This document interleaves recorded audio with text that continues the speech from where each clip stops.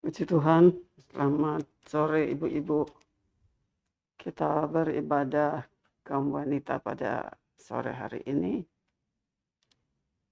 Masih dalam jarak perjauhan, tapi kita dekat di hati. Puji Tuhan. Firman Tuhan pada sore hari ini itu tentang judulnya punyailah atau belilah yang benar. Kita baca di dalam buku Wahyu pasal yang ketiga. Wahyu pasal 3 kita baca mulai ayat 15 sampai ayat 18. Wahyu pasal 3 ayat 15 sampai ayat 18. Aku tahu segala pekerjaanmu, engkau tidak dingin dan tidak panas. Alangkah baiknya jika engkau dingin atau panas. Jadi karena engkau suam-suam kuku dan tidak dingin atau panas, aku akan memuntahkan engkau dari mulutku. Karena engkau berkata, aku kaya, dan aku telah memperkayakan diriku, dan aku tidak kekurangan apa-apa. Dan karena engkau tidak tahu bahwa engkau melarat dan malang, miskin, buta, dan telanjang. Ayat 18. Maka aku menasihatkan engkau supaya engkau membeli daripadaku emas yang telah dimurnikan dengan api, agar engkau menjadi kaya, dan juga pakaian putih supaya engkau memakainya, agar jangan kelihatan ketelanjanganmu yang memalukan, dan lagi minyak untuk melumas matamu supaya engkau dapat melihat. Ayat-ayat inilah yang kita akan lihat pada sore hari ini ya ibu-ibu. Kita tahu bahwa di dalam buku Wahyu ini ada 7 sidang jemaat yang diperlihatkan Allah kepada Rasul Yohanes waktu dibuang ke Pulau Patmos. Ada sidang Efesus, sidang Smyrna, sidang Pergamus, Tiatira, sidang Sardis, dan sidang Philadelphia, dan terakhir sidang Laodikia. Nah, yang kita baca ini adalah sidang Laodikia. Yang kita baca tadi dikatakan bahwa sidang di Laodikia itu ditegur oleh Tuhan karena dikatakan mereka itu panas tidak, dingin tidak. Tuhanmu kalau dia panas, panas. Kalau dia dingin, dingin. Tapi suam-suam kuku. Itu sebabnya kata Tuhan akan dimuntahkan dari mulut. Nah, saudara, kita di sini belajar, kita melihat bahwa di dalam kita melayani Tuhan sebagai sidang jemaat Allah, kita tidak boleh menjadi suam. Panas tidak, dingin tidak. Artinya Tuhan mau kalau kita panas ya panas, kita dingin ya udah dingin, udah ketahuan. Tapi keadaan mereka itu yang ditegur sidang jemaat di Laodikia karena mereka panas tidak, dingin tidak. Artinya di dalam kita melayani Tuhan itu tidak boleh suam-suam. Kita menjadi anak-anak Tuhan bersemangat, tidak menjadi suam-suam. Karena firman Tuhan dikatakan di dalam buku Ibrani, buku Roma, maksud saya, di dalam buku Roma, di sana dikatakan,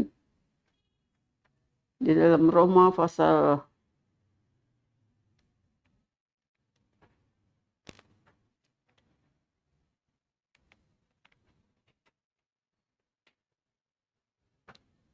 Roma pasal 12, Roma pasal 12, ayat yang ke-11 di sana dikatakan, janganlah hendaknya kerajinanmu kendor, biarlah rohmu menyala-nyala dan layanilah Tuhan. Jangan jadi kendor. Karena kalau kendor itu dibilang panas tidak, dingin tidak. Tidak bersemangat tapi melayani tapi tidak bersemangat. Artinya tidak semangat. Tapi dikatakan biarlah rohmu menyala-nyala dan layanilah Tuhan. Itu yang Tuhan mau di dalam kehidupan kita sebagai anak-anak Tuhan. Sebagai sidang jemaat, saudara. Dan dikatakan juga sidang jemaat di Laodikia itu ditegur karena mereka itu merasa dirinya kaya. Di dalam ayat 17 ini dikatakan. Mereka merasa dia tidak kekurangan apa-apa. Semua ada. Merasa kaya. Semua punya. Sebenarnya mereka itu di hadapan Tuhan miskin. Dikatakan di sini. Sebenarnya mereka itu miskin, buta, dan telanjang. Itu tidak disadarinya dalam kehidupan sidang jemaat di Laodikia. Jadi saudara, kita pun sebagai anak-anak Tuhan, kita harus koreksi diri kita. Jangan kita menjadi orang yang merasa kita semuanya punya, kita semuanya bagus. Padahal di hadapan Tuhan kita ini miskin, buta, dan telanjang, saudara. Nah, kalau keadaan sidang jemaat yang demikian itu kan kita tidak memperkenankan hati Tuhan. Oleh sebab itu, firman Tuhan ini datang untuk mereka. Juga saudara-saudara untuk kita anak-anak Tuhan di hari terakhir ini. Supaya kita koreksi diri kita sebagai sidang jemaat Allah. Supaya kita juga jangan sampai kita mengecewakan Tuhan. Jangan kita melayani Tuhan, kita rasa kita sudah semua udah punya, semua udah bisa, semua udah cukup. Semua kita punya. Padahal di hadapan Tuhan kita ini dianggap kita ini orang yang tidak memperkenankan hati Tuhan karena kita di hadapan Tuhan itu tidak bersemangat. Suam-suam kuku. Jadi pelayanan itu kita udah anggap kebiasaan. Kita anggap itu udah rutinitas dan kita udah lakukan segitu begitulah. Nah, saudara, padahal kita di hadapan Tuhan mengecewakan kepada Tuhan. Kalau kita demikian terus Tuhan katakan, aku akan memuntahkan engkau dari mulutku. Tapi masih ada nasihat yang harus kita terima di dalam Tuhan, yaitu kita baca di dalam ayat yang 18 dari Wahyu pasal yang ketiga ini. Kita baca ayat yang ke-18, dikatakan, maka aku menasehatkan engkau supaya engkau membeli daripadaku emas yang telah dimurnikan dengan api. Satu, Tuhan katakan dinasehatkan supaya kita itu membeli emas yang sudah dimurnikan dengan api. Satu. Kedua, pakaian putih. Yang ketiga, minyak untuk melumas mata. Supaya mata hati kita terang. Nah, hal inilah yang kita akan lihat pada sore hari ini. Kita sebagai anak-anak Tuhan, kita sebagai sidang jemaat Allah, kita mesti memeriksa diri kita, keadaan kita, kerohanian kita, pelayanan kita kepada Tuhan. Jangan sampai kita nanti kita dimuntahkan, terbuang dari hadapan Tuhan. Tapi biarlah sebagaimana dikatakan, dinasehatkan kita supaya kita membeli daripada Tuhan itu emas yang dimurnikan dengan api. Kenapa dikatakan beli? Beli itu tidak gratis, saudara. Beli itu bukan diberi, bukan dikasih percuma. Beli itu adalah usaha. Usaha dari kita manusia untuk membeli, mempunyai. Kalau kita ingin mempunyai sesuatu, kita ada usaha. Nah, begitu juga dengan ketiga hal ini. Sudah ketiga hal ini yaitu dengan emas yang dimurnikan, kita harus usahakan sendiri. Bukan itu datang gratis dari Tuhan. Itu bukan pemberian percuma. Tapi kita harus usaha dari diri kita sendiri. Karena dikatakan belilah padaku emas yang telah dimurnikan dengan api. Artinya ada usaha dari kita mempunyai yang sudah dimurnikan. Nah, saudara, biarlah kita anak-anak Tuhan, yakin, percaya di dalam Tuhan sudah menyelamatkan kita dari kebinasaan yang kekal, diberikan anugerah keselamatan dalam hidup kita. Kita kan masih ada di dunia ini. Dan kita harus memelihara kehidupan iman kita. Kita harus mempunyai iman. Beli artinya usahakan. Bukan diberi percuma. Ada usaha dari kita untuk mempunyai iman yang dimurnikan. Emas yang dimurnikan dengan api. Apa saudara? Iman emas yang dimurnikan. Kalau kita lihat di 1 Petrus pasal 1 Petrus pasal 1 ayat 6 dan ayat 7. Di sana dikatakan 1 Petrus pasal 1 ayat 6. Bergembiralah akan hal itu, sekalipun sekarang ini kamu seketika harus berduka cita oleh berbagai-bagai percobaan. Maksud semuanya itu ialah untuk membuktikan kemurnian imanmu yang jauh lebih tinggi nilainya daripada emas yang fana, yang diuji kemurniannya dengan api, sehingga kamu memperoleh puji-pujian dan kemuliaan dan kehormatan pada hari Yesus Kristus menyatakan dirinya. Nah, saudara, ayat-ayat ini dituliskan di 1 Petrus 1 ayat yang ke-6 dan 7. Meskipun kita di dalam dunia ini penuh dengan kesengsaraan, dikatakan di sini, penuh dengan duka cita, tapi itu sebagai ujian, seperti api yang menguji iman percaya kita kepada Tuhan, apakah kita ini sebagai emas yang murni atau tidak. Karena kalau kita lihat saudara di dalam dunia ini, kalau kita perhatikan saudara, benda-benda yang mirip seperti emas, tapi belum tentu emas. Ya mungkin kuningnya seperti emas. Kalau belum diuji dengan api, belum tentu itu emas tulen atau tidak. Nah, untuk membuktikan emas yang murni itu harus diuji dengan api. Dibakar.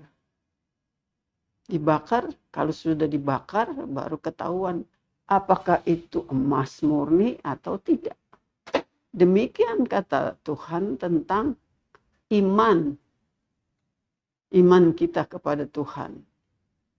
Yang harus seperti emas murni yang diuji dengan api. Nah, kalau iman kita diuji ternyata kita tidak seperti emas yang dimurnikan, berarti iman kita itu masih goyah. Iman kita tidak sungguh-sungguh. Itulah yang Tuhan mau di dalam kepada sidang jemaat di Laodikia ini, supaya mereka mempunyai iman seperti emas yang diuji, yang dibakar dengan api, baru ketahuan. Nah, tentang api ujian ini, tentu tidak enak saudara bagi manusia kita ini. Kalau kita diuji, ujian ini seperti kesengsaraan itu bisa saja merupakan kekurangan sesuatu, mempunyai percobaan, kekurangan hidup kita ini diuji dengan banyak-banyak hal, maka itu sebagai api ujian. Karena kalau satu bentuk emas itu kalau tidak dibakar, belum ketahuan dia emas asli atau tidak.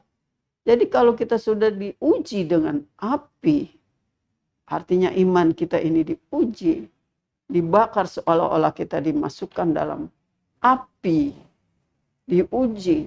Tapi ternyata kita ini emas yang dimurnikan. Iman kita ini tidak goyah. Iman kita tidak menjadi berubah. Kepercayaan kita kepada Tuhan, kepercayaan kita kepada Tuhan itu tidak berubah meskipun melalui api percobaan. Saudara, saya ingat cerita tentang Sadrak, Mesak, dan Abednego di dalam buku Daniel pasal 3. Di sana diceritakan tentang ketiga pemuda Yahudi ini. Mereka ditawan oleh Raja Nebukadnezar. Raja Nebukadnezar membuat satu patung yang besar dari emas, dan seluruh rakyat dari menteri-menterinya sampai kepada rakyat jelata harus sujud menyembah kepada patung itu apabila musik-musik dibunyikan. Tetapi ternyata ketiga orang Yahudi ini, Sadrak, Mesak, dan Abednego itu tidak mau. Mereka tetap beriman kepada Tuhan Allah. Tidak mau menyembah kepada patung. Mereka tidak mau tunduk, tidak mau menyembah kepada patung itu. Nah, kalau mereka tidak mau menyembah kepada patung itu, mereka ada satu sanksi kepada mereka, yaitu mereka harus dimasukkan ke dalam dapur api. Kalau mereka tetap tidak mau menyembah kepada patung, berarti mereka masuk ke dalam dapur api. Ternyata ketiga anak orang Yahudi ini tidak mau menyembah kepada patung. Ditawarin kembali untuk dibunyikan kembali musik-musik supaya mereka menyembah. Mereka tetap tidak mau. Mereka dibakar. Masuk ke dalam dapur api yang sudah dipanaskan 7 kali. Tapi ternyata meskipun dimasukkan ke dalam dapur api, mereka tidak mau menyembah kepada patung. Mereka hanya menyembah kepada Allah yang menciptakan langit dan bumi. Iman mereka tidak goyah. Iman mereka tetap tidak mau menyembah kepada patung. Mereka tetap menyembah kepada Allah, pencipta langit dan bumi. Nah, saudara, karena iman mereka yang teguh, Tuhan melepaskan mereka dari hukuman Raja Nebukadnezar itu. Nah, demikian juga iman kita, saudara. Iman kita, kepercayaan kita kepada Tuhan Yesus Kristus. Mungkin ada ujian seperti api yang membakar. Iman kita diuji, kesengsaraan, kekurangan, penyakit, dan lain-lainnya datang dalam kehidupan kita. Tapi iman kita tetap percaya kepada Tuhan Yesus Kristus. Iman kita tidak bergoyah. Iman kita tetap. Kita tidak menjadi goyah. Itu seperti emas yang diuji. Tidak bergoyah. Tetap seperti emas yang sudah diuji. Dimurnikan dengan api. Nah, saudara, itulah yang Tuhan mau di dalam sidang jemaat. Di dalam kehidupan kita. Miring kepada Tuhan. Lain kali iman kita tidak menjadi goyah karena kesusahan, karena kekurangan, karena percobaan-percobaan. Kita tetap menyembah kepada Yesus Kristus. Nah, itu yang Tuhan katakan, belilah daripadaku emas yang dimurnikan dengan api. Artinya iman kita ini diuji, dibakar, mengalami kesengsaraan, mengalami kesusahan, tapi kita tetap percaya kepada Tuhan Yesus. Tidak bergoyang, tidak menjadi berubah. Artinya sekali kita percaya kepada Yesus Kristus, tetap kita percaya kepada Yesus Kristus. Tidak bergoyang. Itu yang Tuhan mau di dalam kehidupan satu sidang jemaat. Sidang jemaat di Laodikia atau juga kepada kita anak-anak Tuhan di hari-hari terakhir ini. emas yang sudah diuji. Kalau kita lihat Ayub, saudara, kalau kita lihat Ayub, di dalam Ayub pasal yang ke-23, kita lihat di sana, Ayub pasal yang ke-23, ayat yang ke-10.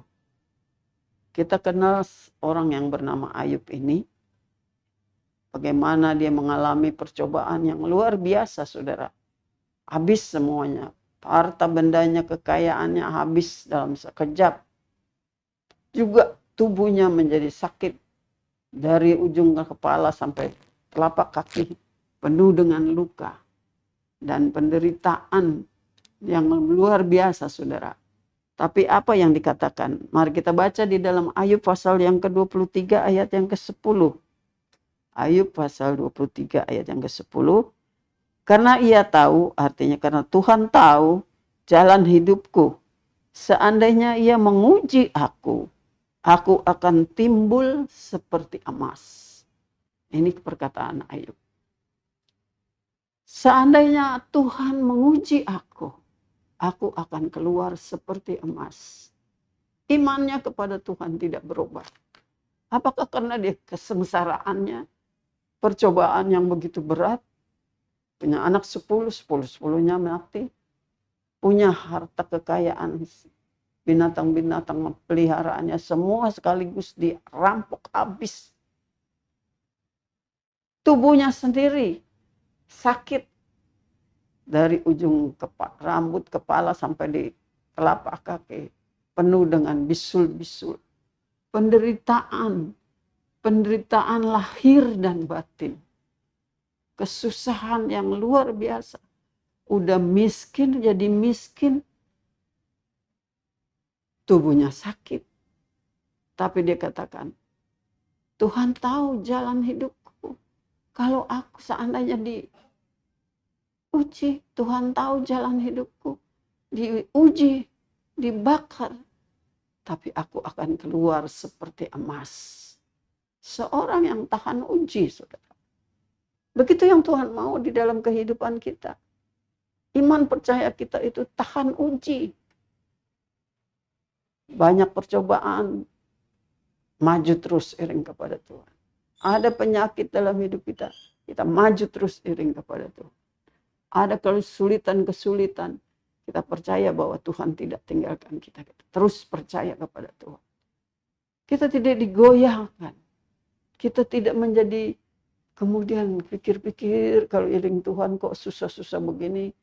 Lebih baik sudah berhenti aja nggak percaya kepada Tuhan. Tidak. Itu iman yang tidak tahan uji. Kalau iman yang tahan uji, sekalipun seperti Ayub, dia katakan, aku akan timbul seperti emas. Tidak bergoyang. Kepercayaan tidak akan bergoyang. Seperti Sadrak, Mesak, dan Abednego. Sekalipun masuk dalam dapur api, tapi dia tidak mau menyembah kepada patung keemasan itu. Dia tetap percaya kepada Tuhan Yesus Kristus.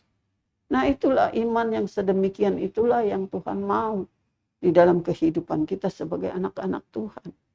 Jangan kita hanya ingin senang, lalu kalau datang percobaan, kita tinggalkan Tuhan. Kalau datang kesusahan, kita tinggalkan Tuhan. Kita cari penyembahan-penyembahan yang lain. Dan iman kita tidak tahan uji. Tapi Tuhan mau supaya kita tetap percaya, senang atau susah, iman kita kepada Yesus Kristus.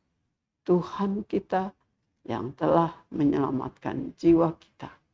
Di dalam Yesaya pasal 48.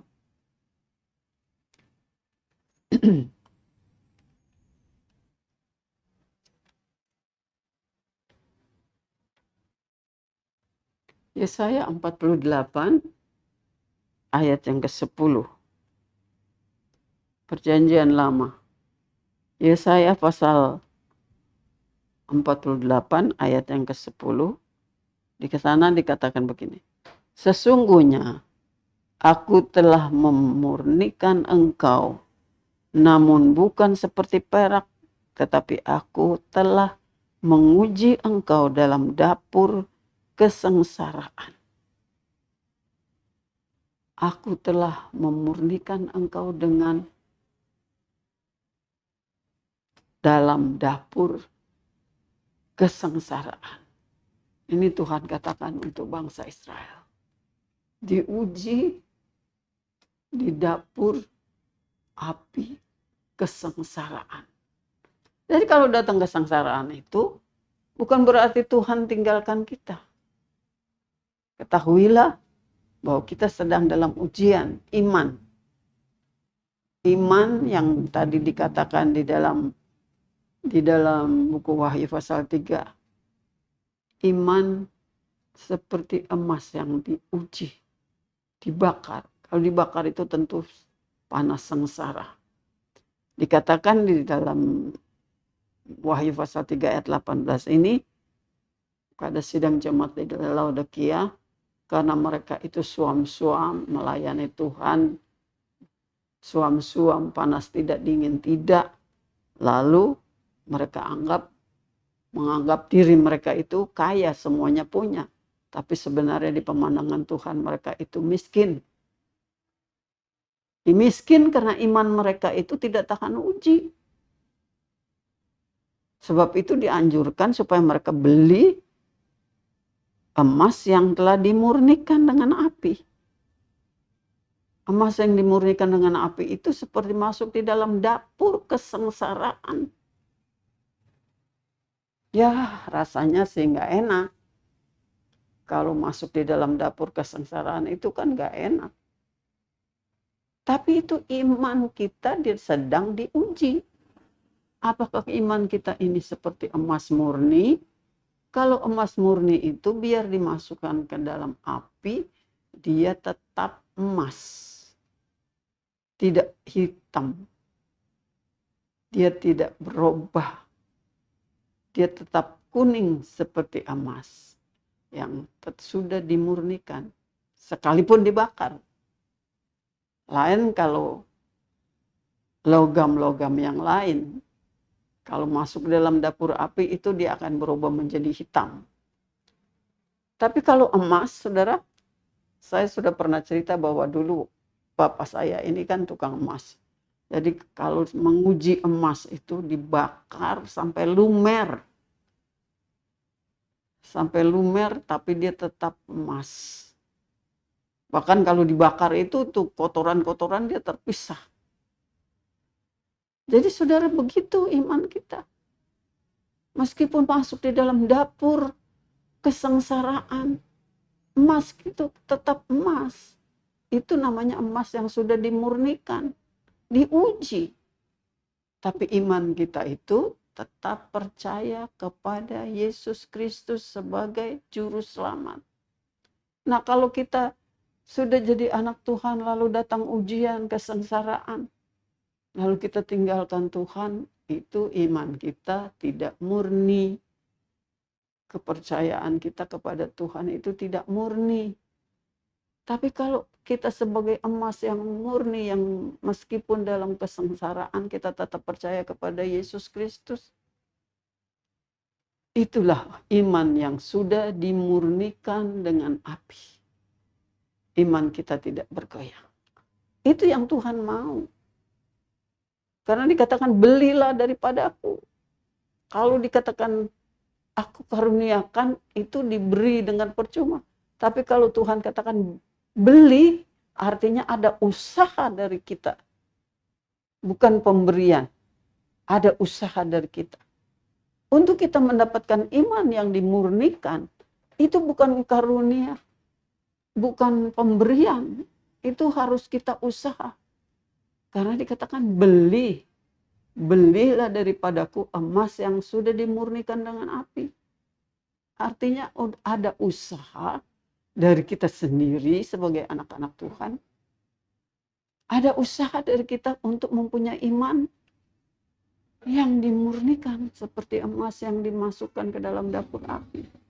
Seperti Sadrak, Mesak, dan Abednego. Meskipun dimasukkan ke dalam dapur api, Dia tidak mau menyembah kepada patung emas Nebukadnezar. Dia tetap percaya kepada Tuhan Allah yang menciptakan langit dan bumi. Itu iman yang sudah diuji. Iman kepercayaan kita kepada Tuhan itu tidak bergoyang, tidak berubah. Meskipun melalui api pencobaan. Kita tetap percaya. Sekali Yesus tetap percaya kepada Yesus. Sekali menjadi anak Tuhan, percaya kepada Yesus, tidak bisa berubah. Nah, itulah yang dikatakan Tuhan kepada sidang jemaat di Laodikia.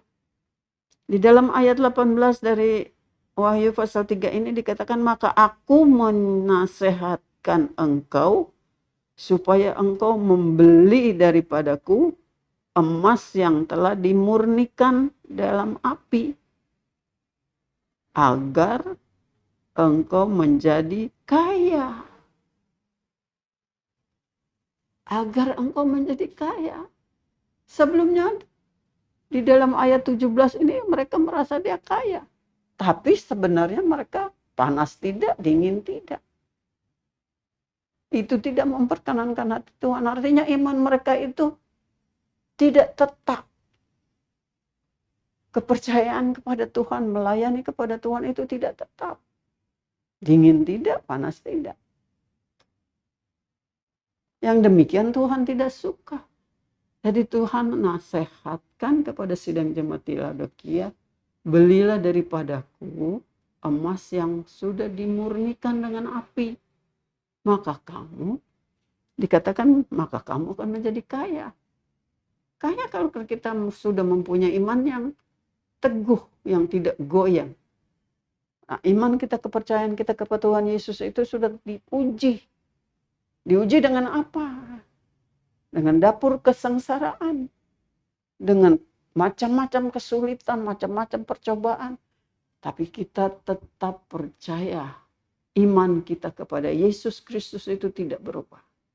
Itu yang dikatakan mendapat iman yang tahan uji. Kita tidak berubah. Maka kita akan menjadi kaya. Kaya di dalam iman kita kepada Tuhan. Kalau iman kita sudah tahan uji, seperti Ayub katakan, maka aku akan keluar seperti emas. Karena Tuhan tahu jalan hidupku. Sekalipun aku diuji, tapi aku akan keluar seperti emas. Nah saudara, yang demikianlah yang Tuhan katakan untuk sidang jemaat di Laodikia dan juga untuk kita anak-anak Tuhan di hari-hari yang terakhir ini. Jangan kita merasa kita kaya, kita merasa kita tidak kekurangan apa-apa. Kita merasa kita benar, kita merasa kita baik-baik saja. Tetapi sebenarnya iman kita goyang. Kita miskin. Kita tidak mempunyai apa-apa. Di hadapan Tuhan kita kelihatannya tidak punya apa-apa. Kita miskin. Jangan seperti sidang jemaat di Laodikia. Mereka rasa mereka kaya. Tapi di hadapan Tuhan mereka kaya, miskin. Apa? Mereka panas tidak, dingin tidak. Melayani Tuhan tidak bersemangat sebagai sesuatu yang biasa-biasa saja. Tidak merasa karunia Allah yang besar itu di dalam kehidupan kita. Makin hari makin bertambah. Tapi kita harus tahu bagaimana keadaan iman kita kepada Tuhan. Apakah iman kita seperti Ayub katakan akan timbul seperti emas meskipun di dalam kesulitan-kesulitan. Ini yang pertama. Lalu yang kedua. Tadi yang pertama dikatakan belilah emas yang telah dimurnikan dalam api agar engkau menjadi kaya dan juga pakaian putih. Yang kedua adalah tentang pakaian putih. Pakaian putih, saudara tahu pakaian putih kan? Pakaian putih itu ada juga melambangkan kekudusan, kesucian, kekudusan di dalam mengiring kepada Tuhan. Di dalam kita hidup di dunia ini, saudara, kita menghadapkan diri kita kepada Tuhan. Tidak seperti sidang jemaat di Laodikia yang merasanya tidak kurang apa-apa, kaya, padahal di hadapan Tuhan dia telanjang. Kalau telanjang itu kan gak pakai baju. Memalukan. Tapi Tuhan anjurkan supaya mereka itu membeli emas yang sudah dimurnikan, yaitu iman, lalu pakaian putih. Pakaian putih ini juga harus ada usaha. Beli. Bukan dikasih begitu percuma. Belilah daripadaku emas yang dimurnikan dengan api, juga pakaian putih. Beli, punyai, miliki kesucian. Di dalam perjalanan hidup kita, saudara, dalam dunia ini, kita pun harus mempunyai kesucian. Bagaimana itu kesucian? Kalau dikatakan pakaian putih itu, pakaian kan kita pakai setiap hari, pakaian ini. Pakaian putih. Artinya pakaian kehidupan kita itu kesucian. Kita tidak berbuat perbuatan yang tidak senonoh di hadapan Tuhan. Kita berpakaian pakaian putih. Pakaian putih itu kita lihat di dalam Ibrani pasal yang ke-12.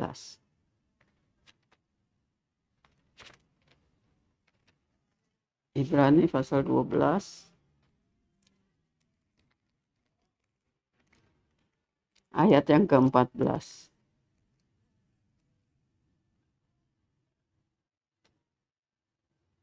Ibrani pasal 12 ayat yang ke-14. Berusahalah hidup damai dengan semua orang.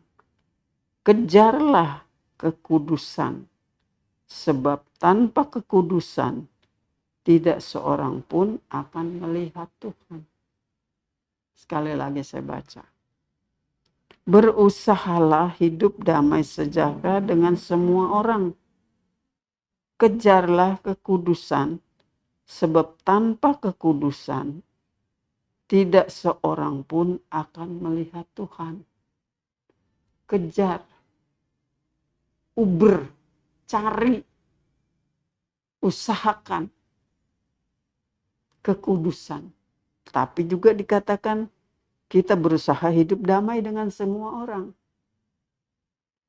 Kalau dikatakan hidup damai dengan semua orang, tidak memilih suku, tidak memilih kepada siapa, kepada semua orang hidup damai. Tapi di dalam pergaulan, karena kan di dalam berusaha hidup damai dengan semua orang itu, tidak semua orang yang kita kenal, semua orang itu bertujuan satu. Bisa aja bertujuan berbeda-beda. Tapi kejarlah, kejarlah kekudusan. Artinya kekudusan itu kita harus miliki. Diri kita ini harus memiliki kekudusan. Meskipun harus melalui banyak hal di dalam dunia ini. Tapi hidup kita ini, kita harus kejar, usahakan, punyai kekudusan. Sekali lagi itu harus kita cari, harus kita usahakan. Bukan diberi percuma. Karena kalau dikatakan kejarlah, artinya kita sendiri berusaha. Berusaha untuk hidup kudus. Tadi di dalam Wahyu pasal 3 ayat 18 dikatakan, belilah kepadaku emas yang sudah dimurnikan dengan api, dan juga pakaian putih. Kekudusan. Kekudusan itu bukan timbul begitu saja. Artinya ada usaha dari kita manusia ini untuk supaya kita hidup kudus. Kalau hidup kudus itu artinya kita tinggalkan segala hal-hal yang tidak berkenan kepada Tuhan. Karena Tuhan itu kudus. Kalau di dalam 1 Petrus pasal 1 ayat yang ke-15 dan 16 dikatakan, 1 Petrus pasal 1 ayat 15, tetapi hendaklah kamu menjadi kudus di dalam seluruh hidupmu, sama seperti Dia yang kudus dan yang telah memanggil kamu. Ayat 16, sebab ada tertulis, kuduslah kamu sebab aku kudus. Tuhan katakan, kuduslah kamu sebab aku kudus. Tuhan itu kudus, Tuhan itu suci. Kalau kita tidak kudus, berarti kita tidak bisa ketemu dengan Tuhan. Sebab itu dikatakan, belilah pakaian putih, kekudusan. Kita hidup di dunia ini tadi dikatakan di dalam Ibrani 12 ayat 14. Hiduplah berdamai dengan semua orang. Semua orang, nggak pilih-pilih. Tapi kejarlah kekudusan. Di dalam pergaulan, di dalam pertemuan, di dalam berpertemanan, banyak macam-macam hal. Tapi bagi kita, gereja Tuhan, kejarlah kekudusan. Itu pakaian putih itu menjadi hak milik kita. Meskipun kita ada di lingkungan manapun, kekudusan itu harus ada pada kita. Nah, dikatakan, kuduslah engkau sebab aku kudus. Itu pakaian putih. Supaya, kenapa dikatakan kita harus memiliki pakaian putih? Supaya kita tidak telanjang. Dikatakan Tuhan tadi di dalam Wahyu pasal 3 ayat 18. Wahyu pasal 3 ayat 18 dikatakan juga pakaian putih supaya engkau memakainya agar jangan kelihatan ketelanjanganmu. Artinya kekudusan itu menjadi pakaian kita. Pakaian kita itu kekudusan. Di mana kita berada, di mana kita bergaul, di mana kita berteman. Kekudusan itu menjadi pakaian kita. Kita hidup di dunia ini, saudara. Kita kan tidak sendiri. Kita masih dalam lingkungan dunia ini. Tapi bedanya, kita mempunyai pakaian kekudusan. Mempunyai pakaian putih. Di hadapan Tuhan, kita memakai pakaian putih. Kekudusan itu menjadi pakaian kita. Supaya dikatakan sini tidak kita bertelanjang. Kalau kita bertelanjang kan memalukan. Artinya di dalam tingkah laku kita, di dalam pergaulan di mana saja kita berada, kita kekudusan itu menjadi pakaian kita. Agar kita tidak memalukan. Karena kita mempunyai pakaian putih. Itu yang dikatakan di dalam Wahyu 3 ayat 18. Itu yang dikatakan Tuhan kepada sidang jemaat di Laodikia. Kenapa Tuhan katakan ini? Karena mereka di hadapan Tuhan tidak panas, tidak dingin. Tapi mereka merasa mereka tidak kekurangan apa-apa. Mereka merasa mereka itu kaya. Padahal di hadapan Tuhan mereka miskin karena mereka tidak mempunyai iman yang diuji. Tuhan katakan mereka miskin karena mereka bertelanjang, tidak mempunyai pakaian putih. Tidak mempunyai kesucian di dalam hidupnya. Itulah sebabnya Tuhan katakan supaya mereka membeli, usahakan di dalam hidup mereka itu iman yang diuji, pakaian putih, agar mereka menjadi kaya, agar mereka tidak memalukan. Nah, ini yang tidak ada pada sidang jemaat di Laodikia. Itu sebabnya kita harus selalu Kita selalu belajar, dari hari ke hari kita belajar, dari hari kita ke sehari kita mentaati akan firman Tuhan. Karena firman Tuhan itu yang mendidik kita, supaya kita mengerti apa yang Tuhan mau di dalam kehidupan kita. Kalau kita tidak mengikuti apa yang Tuhan mau, kita diludahkan, dibuangkan, dimuntahkan dari mulut Tuhan. Karena kita tidak mempunyai iman yang teruji. Karena kita tidak mempunyai pakaian suci, kesucian di dalam kehidupan kita. Jadi kita miskin sebenarnya. Seperti sidang jemaat di Laodikia, mereka merasa mereka kaya, tidak kurang apa-apa.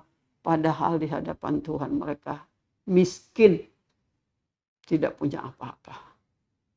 Tidak punya iman yang diuji, tidak punya kesucian, tidak punya pakaian putih. Itu yang kita harus lihat di dalam kehidupan kita menjelang hari kedatangan Tuhan yang sudah sangat dekat. Supaya kita mempunyai pakaian putih. Wahyu pasal 19.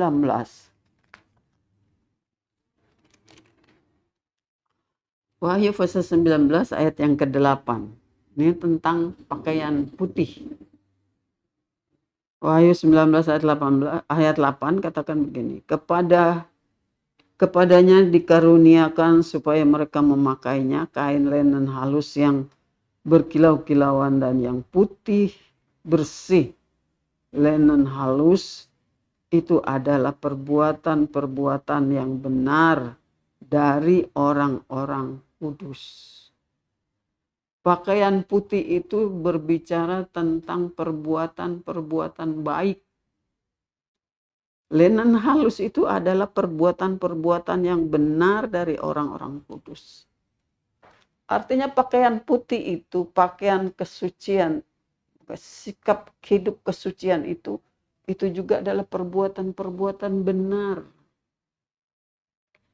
Menjadi seorang anak Tuhan, satu orang yang menjadi anak Tuhan, yang mempunyai pakaian putih, yaitu perbuatan-perbuatan yang benar.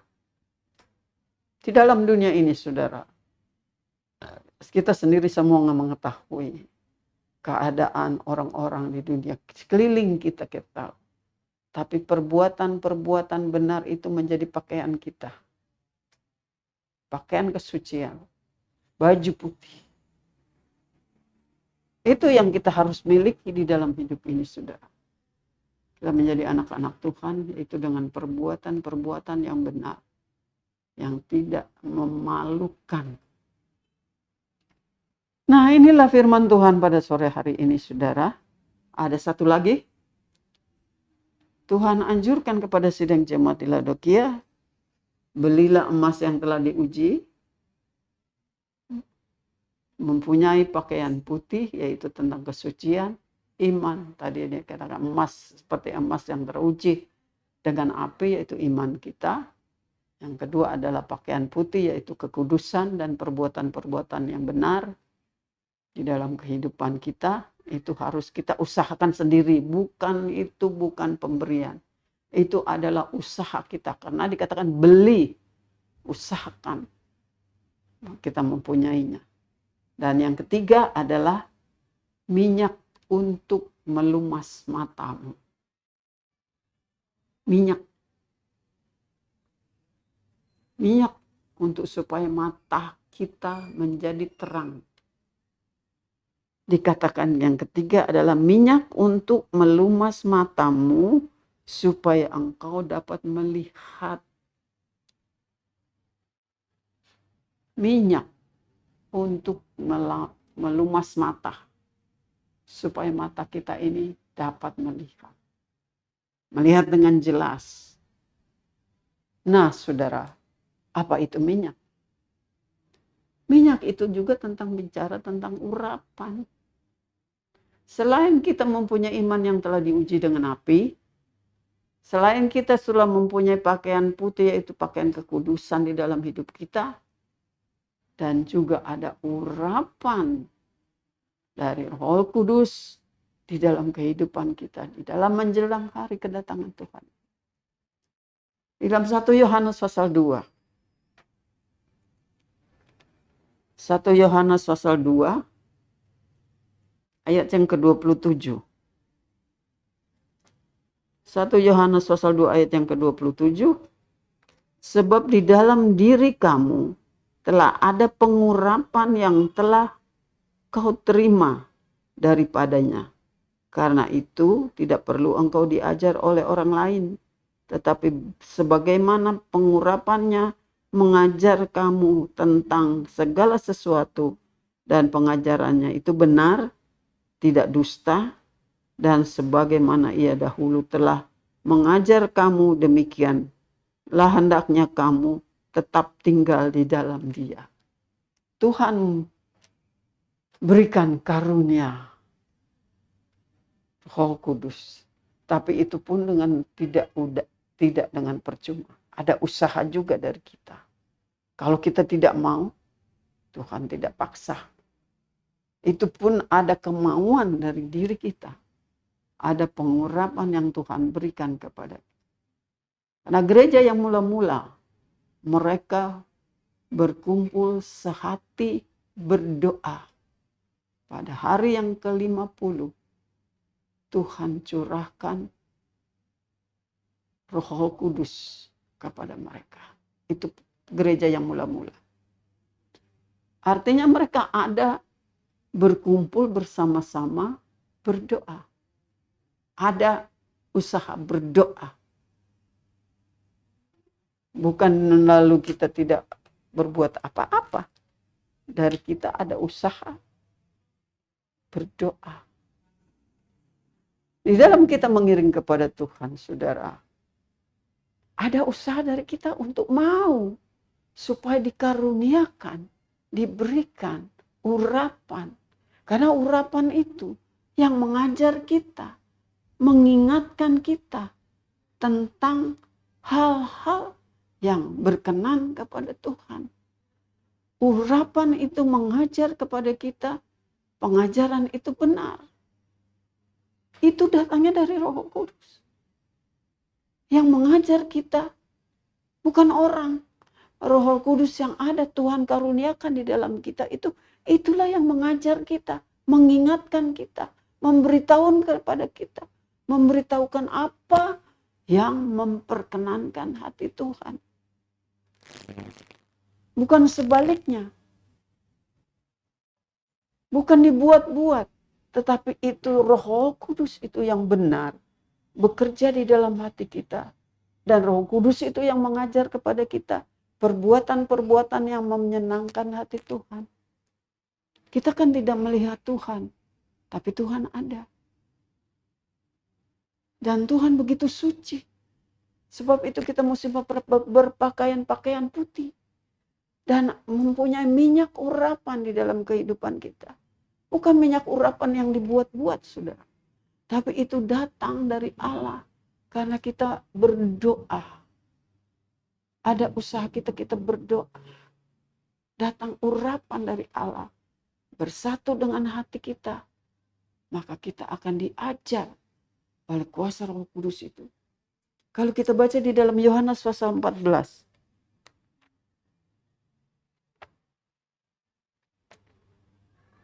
Yohanes pasal 14 ayat yang ke-26. Yohanes pasal 14 ayat yang 26.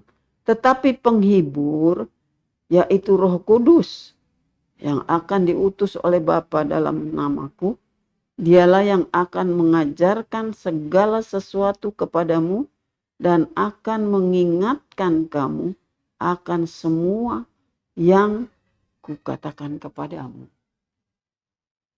Roh Kudus yang karunia oleh Tuhan itu, tapi ada usaha juga dari kita. Kita mau. Kalau Tuhan mau kasih, kita tidak mau kan gak bisa. Kita usaha dan Tuhan kasih. Dan Roh Kudus urapan itu akan mengajar kepada kita tentang apa yang mengingatkan kepada kita apa yang memperkenankan hati Tuhan. Dan satu ayat lagi dikatakan, Efesus pasal 1.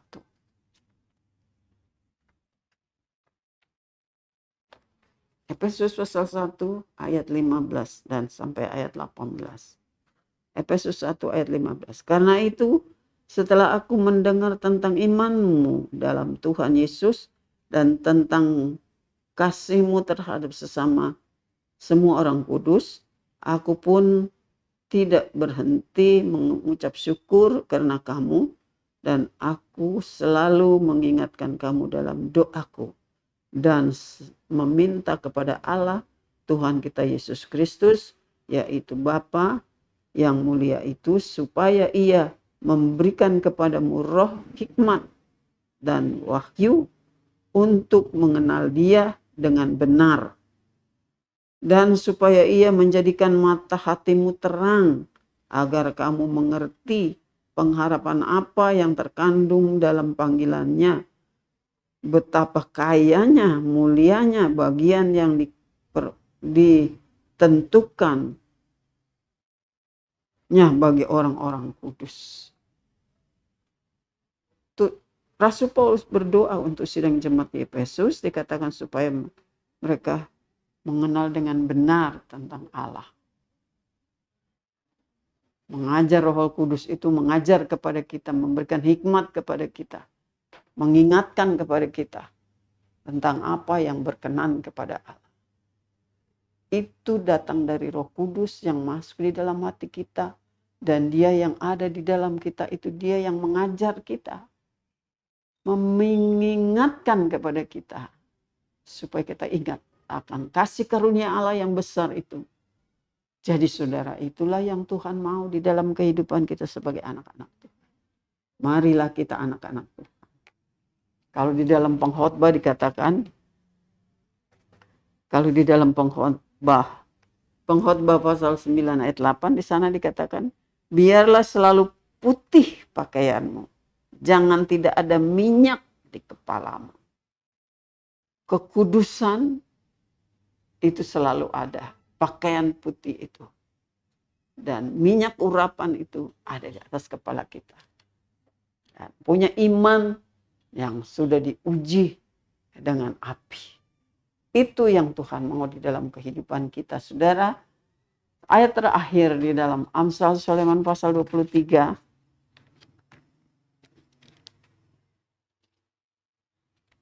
Amsal Sulaiman pasal 23 ayat yang ke-23. Belilah kebenaran dan jangan jualkannya. Demikian juga hikmat dan didikan dan pengertian. Amsal Sulaiman pasal 23 ayat 23 dikatakan, belilah kebenaran dan jangan jualkan. Beli. Kalau kita beli sesuatu kan itu menjadi milik kita. Jangan jual. Kalau kita jual hilang. Belilah, punyailah. Seperti yang dikatakan di dalam Wahyu pasal yang ketiga tadi. Kepada sidang jemaat di Laodikia. Belilah kepadaku emas yang teruji, pakaian putih, dengan minyak untuk melumas mata. Supaya kita menjadi gereja yang sempurna. Nama Tuhan dimuliakan. Tuhan memberkati kita pada sore hari ini, ibu-ibu. Biarlah kita selalu setia iring kepada Tuhan, penuh dengan urapan Roh Kudus, dipenuhi dengan hikmat dari Allah, supaya nama Tuhan dimuliakan dan dibesarkan. Kiranya Tuhan memberkati kita senantiasa, saudara. Mari kita berdoa dan kita tunduk kepala, kita serahkan semua kepada Tuhan. Terima kasih Tuhan Allah Bapa yang ada di dalam kerajaan sorga. Kami memuji dan membesarkan nama-Mu, karena Engkau telah memberitahukan kepada kami tentang apa yang memperkenankan hati-Mu Tuhan. Tolonglah kepada kami di hari-hari terakhir ini Tuhan, supaya iman kami tidak berubah, iman kami tidak bergoyang meskipun di dalam kesengsaraan. Kami tetap percaya bahwa Engkaulah Yesus Tuhan kami yang menjadi juru selamat penolong kami. Dan Engkau tidak tinggalkan kami. Biarlah kekudusan itu menjadi pakaian hidup kami Tuhan. Dan biar Roh Kudus Tuhan yang mengajar kami tentang apa yang Engkau mau kami lakukan di dalam hidup ini, di dalam dunia yang penuh dengan kegelapan ini. Kiranya Tuhan tolong kepada kami, anak-anak-Mu, khususnya kepada kaum wanita, supaya lebih hari kami lebih mengasihi Engkau dengan benar, lebih hari kami boleh lebih setia iring kepadamu, biarlah lebih hari Tuhan kekudusan itu menjadi pakaian kami untuk memuliakan kehormatan nama-Mu. Agar di dalam seluruh kehidupan kami Tuhan, di dalam rumah-rumah tangga kami, Engkau dimuliakan senantiasa. Kami mengucap syukur dan terima kasih kepadamu Tuhan, karena Engkau baik dalam hidup kami, dan Engkau tidak biarkan kami sendiri. Engkau selalu membimbing kami, memimpin kami untuk apa yang kami boleh lakukan yang menyenangkan hati-Mu. Terima kasih Tuhan, inilah doa kami. Kami telah naikkan kehadirat-Mu di dalam nama Tuhan Yesus Kristus, Juru Selamat dan Penebus dosa kami.